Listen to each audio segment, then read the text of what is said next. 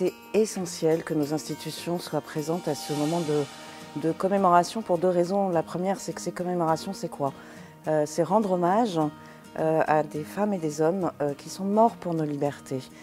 Qui mieux que les institutions, nos institutions en France, pour les promouvoir et pour les défendre? Je dirais à cette jeunesse, à ces jeunes gens, que rien n'est jamais acquis, qu'il faut défendre nos libertés, qu'il faut avoir aussi la préoccupation d'égalité, c'est notre devise.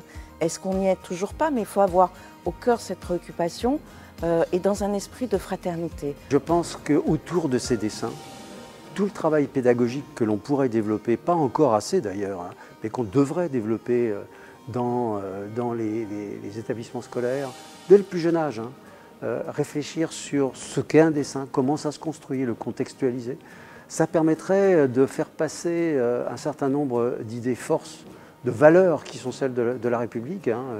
Aujourd'hui, en tant que jeune, il est important de diffuser au sein de la jeunesse, mais aussi au sein de toutes les générations, l'idée que la liberté d'expression doit être totale dans les limites de la loi.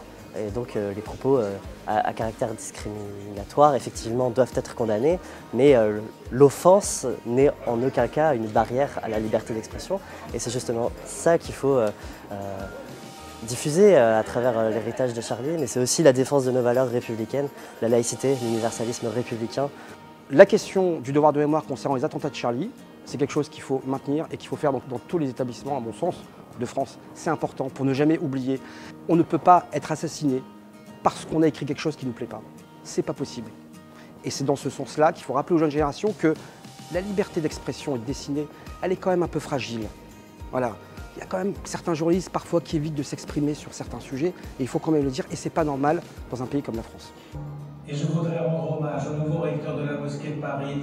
En 2007, en 2008, c'était mon adversaire dans l'affaire des caricatures de Mahomet. Il était avocat, il est devenu recteur aujourd'hui et il ne cesse de développer un discours sur un nouvel islam républicain. Et ne serait-ce que pour cela, ce procès sera un tournant. Cela, c'est déjà acquis. L'hémicycle est rempli comme rarement il est rempli. Pourtant, il y a une météo qui est une météo d'enfer et vous êtes tous là, et moi, c'est ça que je vois. C'est ça que je vois et c'est ça qui, pour moi, est le plus important. Parce qu'il y a des hommes et des femmes qui ont décidé de ne pas baisser les yeux, de ne pas baisser la tête, de ne pas baisser les bras.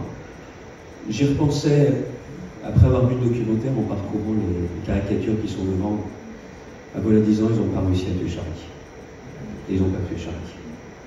Et vous y repenserez certainement en sortant. C'est ce qu'ils voulaient, c'est ce qu'ils ont crié dans la rue. Et ben non, ils n'ont pas tué Charlie.